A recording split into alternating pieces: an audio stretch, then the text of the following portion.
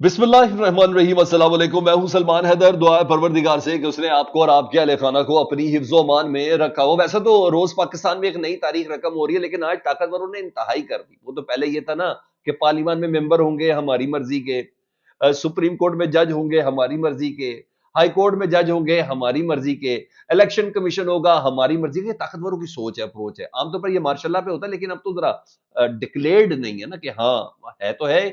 तो अब कुछ और जगहों पे अब कहा जितनी ब्यूरोक्रेसी और अफसान हो गई, बकायदा पार्लियामेंट से पास हुआ हुआ जी। आज जो काम डल गया ना सर, वो मेरी और आपकी सोच में भी नहीं था, जिसकी डिटेल मैंने आपको आगे चल के बतानी है। इसके अलावा जनाब, इमरान खान साहब ने मौजूदा दहशतगर्दी पर उसकी जिम्मेदारी के ऊपर जेल से रिस्पॉन्ड किया। अच्छा खासा भड़के हैं जी इमरान खान साहब। उससे मुतलिक बताना है, वो जो अमेरिका से मामलात है ना, वो जो अमेरिका ने डोनाल्ड ट्रंप साहब ने थैंक यू बोला है, उसकी डिटेल जरा आ गई है सिक्योरिटी जरा ऐसे कि कौन सा मुलजिम किधर से पकड़ के किस चक्कर में दिया, क्या नाम था, वो भी उन्होंने दिया। और फिर उसके बाद एक अदद फ़ोन कॉल भी आई है वज़ीर ख़ारजा साहब को, क्योंकि आज तो ईद और शादियाने का समय है इस्लामाबाद के अंदर। उसकी कुछ तफसील है। मौलाना फजलुर रहमान साहब को पैगाम पहुंच गया जी इमरान खान साहब का, जो कल सलमान अकरम राजा साहब को इमरान खान साहब ने जिम्मेदारी दी थी। जी हाँ, वो भी आपके सामने रखता हूँ। इसके अलावा कुछ दीगर खबरें भी हैं, वो सारी एक के साथ एक आपके सामने रखना ज़रूरी है। और तफसील में जाने से पहले से रिक्वेस्ट कि चैनल देखें तो चैनल सब्सक्राइब कर दें। अगर आपको ऐसा लगता है कि हमारा काम उस मेयार का है, अगर आप समझते हैं कि हमारी काबिश ऐसी है कि हम आवाज़ को सही तरीके से रेज़ कर रहे हैं, तो ज़रूर आप चैनल सब्सक्राइब कर दें ताकि मेरा और आपका राब्ता रहे। तो सबसे पहले जिस खबर से मैंने आगाज़ करना है, वो है मौलाना फजलुर रहमान साहब से पहले। जी हाँ, उसको सबसे पहले बताते हैं कि सलमान अकरम राजा साहब जो है ना, सलमान अकरम राजा साहब, उनको जेयूआई का उनका टेलीफोनिक राब्ता हो गया। ठीक है जी। और जो उनका टेलीफोनिक राब्ता हो, उसमें तहरीक इंसाफ के सेक्रेटरी जनरल साहब सलमान अकरम राजा साहब ने मौलाना फजलुर रहमान से मुलाकात की दरख्वास्त की, क्योंकि कल इमरान खान साहब ने इनको मैसेज दिया था कि जाके बता दें मौलाना फजलुर रहमान साहब से कि ये जो जो उन्होंने चीज़ें बताई थी ना, जो बुनियादी सतह पर था मामला, ट्रिप्स के हवाले से, कारकुनान के हवाले से, क़यादत की सरबराही के हवाले से, या कुछ भी हो, केपीके में अपना हिस्सा मांग रहे हो, या कुछ शेयर मांग रहे हो, या केपीके के इलेक्शन का ऑडिट मांग रहे हो, कुछ भी हो, या इस अपोजिशन इत्तेहाद की क़यादत मांग रहे हो, तो वो जो भी मैसेज था ना जी, सलमान अकरम राजा ने आज पाकिस्तान जमीयत उलमा इस्लाम से रब्ता किया जी। और ये पैगाम जो है ना मौलाना फजल रहमान साहब को पहुँचाया था जी। और पता चला है जी कि मौलाना साहब सऊदी अरब में उम्रे की सादत हासिल कर रहे हैं जी। 8 मार्च को उनकी वतन वापसी होगी, और वतन वापसी पे तहरीक इंसाफ के रहनुमा मौलाना फजल रहमान से मुलाकात के लिए जाएंगे। ये ऑफिशियली कंफर्म हो गया जी तहरीक इंसाफ के जराये के हवाले से, वो बात हो गई जी। अब आऊँ जरा मैं वो ताकतवरों की जरा ताकत के हवाले से, काफ़ी लंबी डिटेल्स हैं जी।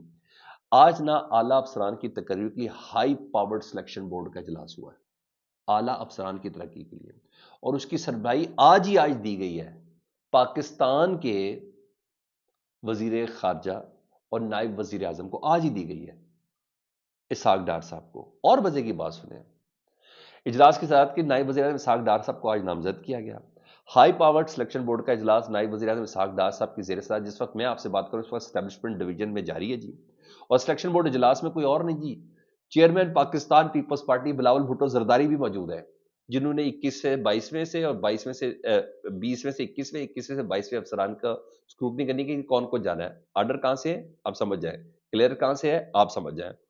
अच्छा जी, और मजे की बात, तीसरे बंदे हैं वजीर दिफा ख्वाजा आसिफ साहब, जो है ही आपको पता है हमारी इस्टेब्लिशमेंट के हवाले से या दिफा के हवाले से उनकी नुमाइंदगी जो आइन के हिसाब से है वो करें। तो ग्रेड 21 के 22 के अफसरान में तरक्कियों की मंजूरी दी जाएगी, जो पाकिस्तान में पहली बार ही हुआ है कि पाकिस्तान की सियासी जमातें मिलकर, सियासी जमातें, ख्वाजा आसिफ साहब को इस वक्त उनकी नुमाइंदगी समझे ना इस्टेब्लिशमेंट की, तो आप ये देखें वो मिलके पाकिस्तान में ब्यूरोक्रेसी डिसाइड कर रही है कि कल को हमारे काम, बल्कि आज की तारीख में हमारे काम का कौन है। तो ये इस वक्त हो रहा है। मैंने कहा जज अपनी मर्जी से, पार्लियामान अपनी मर्जी से, सेनेट अपनी मर्जी से, इलेक्शन कमीशन अपनी मर्जी से, फैसले अपनी मर्जी से, इंक्वायरियां अपनी मर्जी से, सब कुछ अपनी मर्जी से। उन्होंने कहा लो जी अफसर क्यों ना हो, लेकिन पाकिस्तान में मार्शल्लाह नहीं है जी। इसके साथ कुछ और डिटेल्स भी मेरे पास है, मैंने कहा वो भी मैं आपको इससे भी आगाह कर दूं जी। उसमें यह है कि पाकिस्तान एडमिनिस्ट्रेटिव सर्विस के 19 और पुलिस सर्विस के 8 अफसरान ग्रेड 22 में तरक्की भी दे दी है सागडार साहब ने।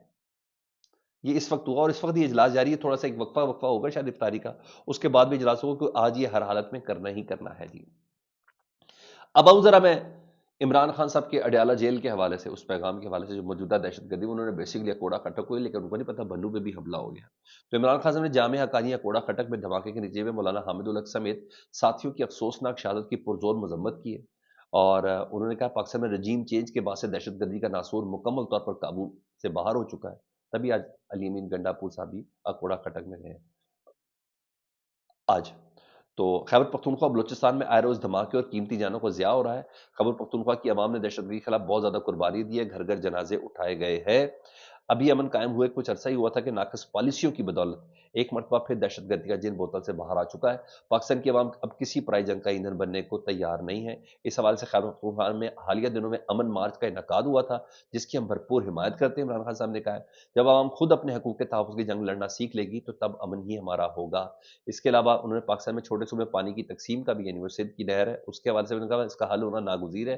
سندھ اس وقت خشک سالی سے گزر رہا ہے، اس کے عوام اپنے پانی کے حقوق کے تحفظ کے لیے آواز بلند کرے۔ جب تک تمام ادارے اپنے آئینی دائرہ کار میں واپس نہیں جاتے اور ایک عوامی حمایت والی حکومت نہیں آتی، تب تک ملک روز بروز نئے بحرانوں کا شکار ہوتا رہے گا۔ ایس آئی ایف سی ایک غیر آئینی ادارہ ہے، اس کی سربراہی آرمی چیف صاحب کر رہے ہیں۔ انہوں نے کہا یہ غیر آئینی ادارہ ہے جس کا مقصد غیر ملکی سرمایہ کاری لانا بتایا گیا۔ اب تک کوئی سرمایہ کاری تو نہیں ہوئی، لیکن اس کے ذریعے مختلف سرکاری محکموں کو فوجی کنٹرول میں دے دیا گیا ہے، جس سے پہلے سے تنزلی کا شکار ریاستی نظام مزید تباہ و بربادی کی طرف چلا گیا ہے۔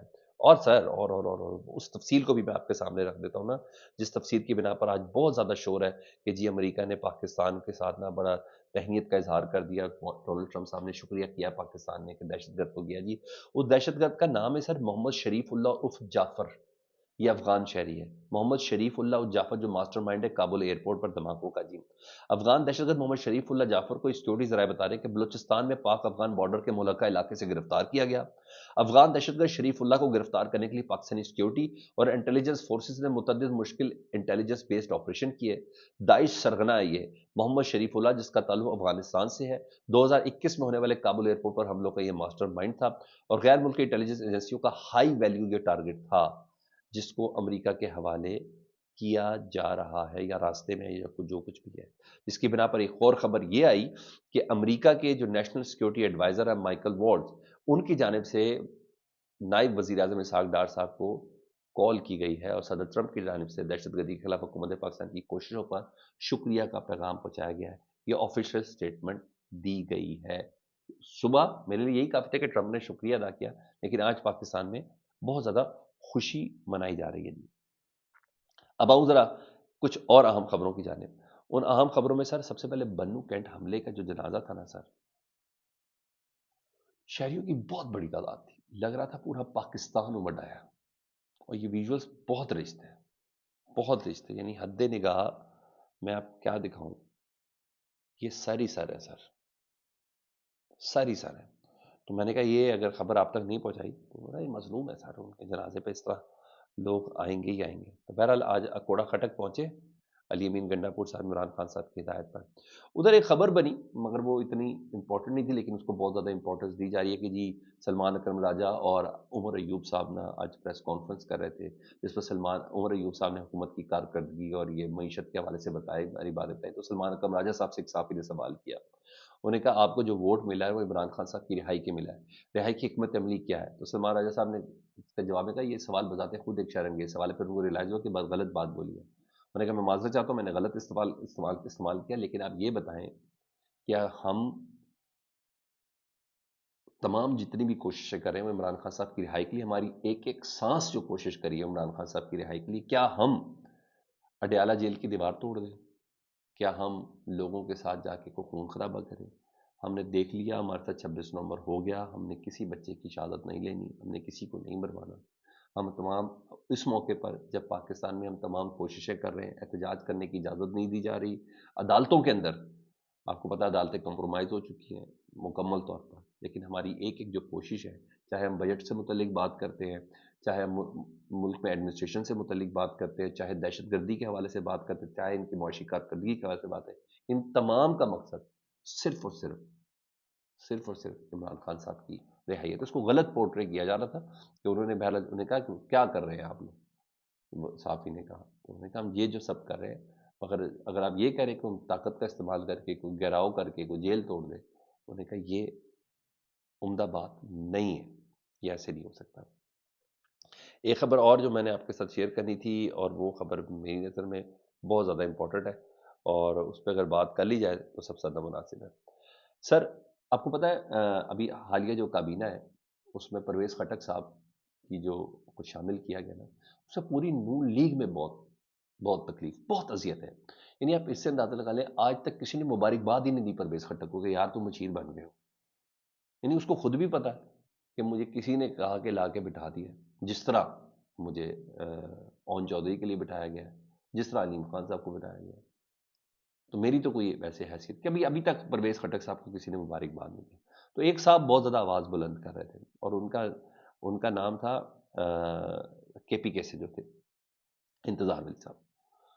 اور انہوں نے, اختیار ولی صاحب, انہوں نے اچھی خاصی اس پر آواز بلند کی ہوئی تھی. انہوں نے کہا میں تو اس بندے کی عزت ہی نہیں کرتا, اس نے میرے لیڈر کو گالیاں دی, اس نے اس کی بیٹیوں کو گالیاں دی, اس نے یہ سب کیا, یہ سب کیا.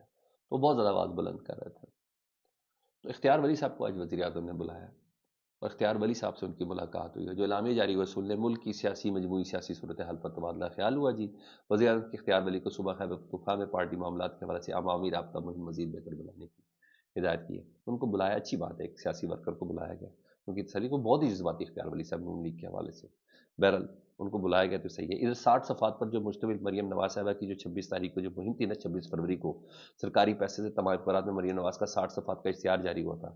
اس پہ آج اپوزیشن لیڈر جو ہے پنجاب, احمد خان بچر صاحب, وہ ہائی کورٹ پہنچ گئے جی. انہوں نے سزا کی ہے کہ سرکاری پیسے سے تشہیر کو غیر قانونی قرار دیا جائے, سرکاری پیسے مریم نواز کی تمام تشہیری مہم کو روکا جائے. یہاں یہ چیز ہے. ایک اور آج اسمبلی کے اندر, سوری ہماری کابینہ کے اندر ایک اور صاحب انڈل جو ہے, معروف بزنس مین ہارون اختر خان صاحب, وزیر اعظم شہباز شریف صاحب کی کابینہ میں شامل ہو گئے ہیں. معروف صنعت کار ہارون اختر خان کو بطور وزیر اعظم کے معاون خصوصی تعینات کیا گیا ہے.